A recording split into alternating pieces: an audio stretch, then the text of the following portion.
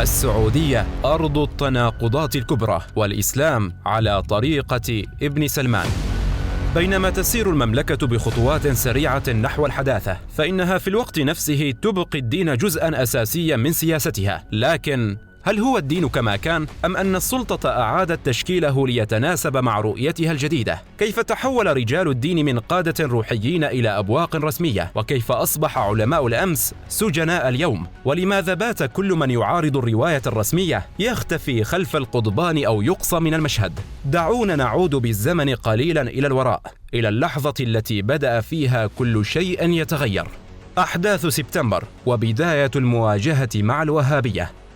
في عام 2001 تهز الطائرات المخطوفة قلب أمريكا بعمليات إرهابية، وبينما تتساقط الأبراج كان هناك شيء آخر ينهار: الصورة التي حاولت السعودية تسويقها عن نفسها. فجأة وجدت المملكة نفسها في مرمى الاتهامات، ليس فقط كحليف لأمريكا بل كداعم للفكر المتشدد. 15 من منفذي الهجمات كانوا سعوديين. الوهابية التي نشرتها السعودية لعقود أصبحت مصدرا للخطر في نظر الغرب. وهنا بدأ السؤال: هل يمكن للسعودية أن تتخلى عن إرثها الديني الذي بنيت عليه؟ الإجابة كانت أكثر تعقيدا مما يبدو. هنا أدركت الرياض أنها أمام خيارين: إما التخلص من إرثها الديني لبعض المتشددين والترويج لنفسها كدولة حديثة، أو مواجهة عواقب التصنيف كدولة راعية للإرهاب. النتيجة: بدأت أكبر عملية إعادة تشكيل للدين في تاريخ المملكة. نحن فقط نعود إلى ما كنا عليه: الإسلام الوسطي المعتدل المنفتح على العالم وعلى جميع الأديان وعلى جميع التقاليد والشعوب. منذ تأسيس الدولة كان هناك اتفاق غير مكتوب بين الحكام والعلماء.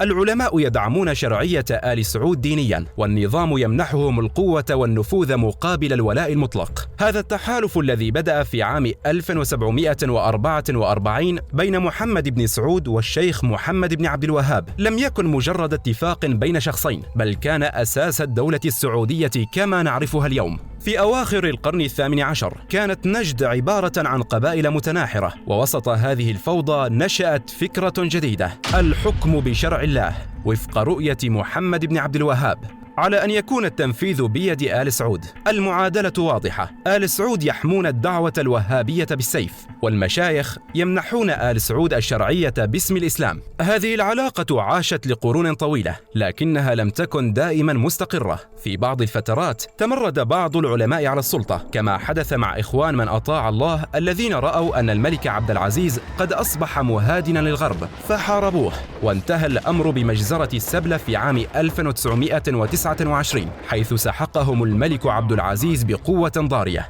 لكن بالمجمل ظل التحالف قائما، وكان يعاد تشكيله عند كل مرحلة حساسة في تاريخ المملكة. لكن ما الذي يحدث اليوم؟ هل هذا التحالف ينهار؟ مع صعود محمد بن سلمان بدأت اللعبة بالتغير. العلماء الذين كانوا جزءا من السلطة لعقود أصبحوا فجأة عبئا يجب التخلص منه. لم تعد الدولة بحاجة إلى شيوخ مستقلين، بل إلى رجال دين تحت الطلب. أصبح المطلوب الطاعة المطلقة، وإلا فالسجن بانتظارهم. محمد بن سلمان لم يلغي الدين، لكنه قرر إعادة تشكيله بما يخدم مشروعه السياسي والاقتصادي. بدأ بمهاجمة ما سماه الإسلام المتشدد، ودعا إلى العودة لما قبل الصحوة الإسلامية، لكنه في نفس الوقت لم يقص الدين تماما، بل وظفه لصالح الدولة الجديدة. السؤال هنا: كيف يمكن أن تكون السعودية دولة حديثة ولكنها في الوقت نفسه توظف الدين في سياستها؟ الإجابة: بسيطرة كاملة على رجال الدين. لا يريد ابن سلمان أن يحكم من قبل رجال الدين،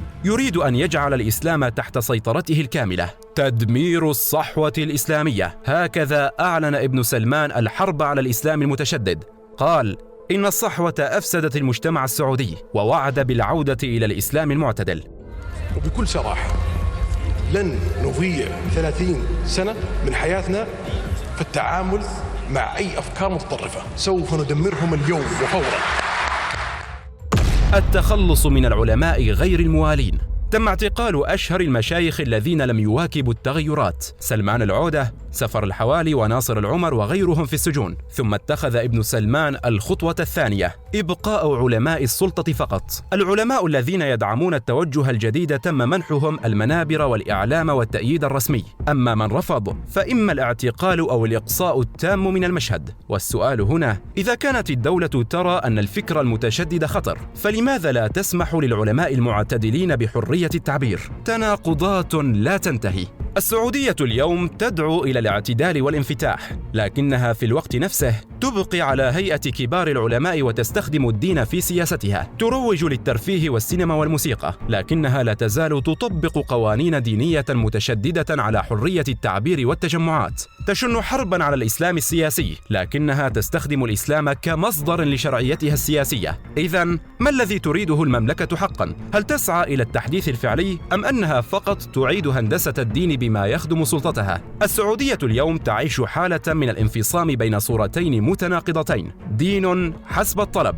هي لم تتخلى عن الدين، لكنها تريده نسخة جديدة مفصلة على مقاس الدولة. الإسلام الذي يناسب رؤية 2030، إسلام لا يعارض السلطة ولا يعكر صفو الحاكم ولا يتحدث أبدا عن الحرية. الحقيقة أن استخدام الدين في السياسة ليس جديدا في السعودية، بل هو أساس الحكم منذ تأسيس الدولة. في الخمسينيات والستينيات استخدمته السعودية لمحاربة المد القومي العربي بزعامة جمال عبد الناصر. في الثمانينيات دعمت جماعات متطرفة بالفتاوي والسلاح والأموال لضرب السوفييت. في التسعينيات استخدمته لمواجهة إيران والثورة الإسلامية، واليوم تستخدمه لإعادة تشكيل المجتمع بما يناسب رؤية 2030. لكن الفارق الآن هو أن السعودية لم تعد تعتمد فقط على الدين، بل تخلط الدين بالترفيه والاقتصاد والتكنولوجيا لصنع هويتها الجديدة. في الماضي كان العلماء قادرين على التأثير في السياسات، وأحيانا كانوا يشكلون قوة ضغط على الملك نفسه. أما اليوم فالعلماء لا يملكون إلا تكرار ما يملى عليهم من القصر. مثال واضح على ذلك: في الماضي كان العلماء يعترضون على السينما وعلى الحفلات الغنائية وعلى الاختلاط والضرائب وعلى قيادة المرأة للسيارة، والأمثلة لا تنتهي. أما اليوم نفس العلماء يؤيدون كل هذه التغيرات بلا تردد. لم يكتفي ابن سلمان بتفكيك الصحوة الإسلامية واحتواء رجال الدين، بل أراد إعادة تعريف الدين نفسه ليكون متوافقا مع خططه الاقتصادية والسياسية. بدأت السعودية تروج لفكرة الإسلام المعتدل، لكنها لم تفسر ما تعنيه بذلك. هل الإسلام المعتدل هو إسلام بلا سياسة؟ هل الإسلام المعتدل هو إسلام بلا جهاد ولا أمر بمعروف ولا نهي عن منكر؟ هل الإسلام المعتدل هو إسلام يبارك كل قرارات الحاكم ويعتبرها وحيا لا يناقش؟ ابن سلمان نفسه قدم تعريفا صادما للإسلام المعتدل حين قال في مقابلة في عام 2018: المملكة لم تكن طبيعية في 30 سنة الماضية، نحن فقط نعود إلى ما كنا عليه قبل عام 1979. لكن من يقرأ التاريخ يدرك أن هذا غير دقيق. إذن المشكلة لم تكن في الصحوة الإسلامية فقط، بل في توظيف الدين في السياسة حسب الحاجة. اليوم يتم تفكيك الدين ليصبح أداة دعائية لرؤية 2030 وليس مرجعا أخلاقيا أو ثقافيا مستقلا. اليوم محمد بن سلمان يظن أنه يسيطر على المشهد بالكامل، لكن التاريخ يخبرنا أن التلاعب بالدين قد ينقلب على من يحاول التحكم فيه. ماذا لو عاد رجال الدين إلى الواجهة بعد سنوات؟ ماذا لو نشأت حركة جديدة تعارض النظام وتطالب بإعادة الشريعة؟ هل يمكن أن ينجح مشروع الإسلام المعدل الذي تروج له المملكة؟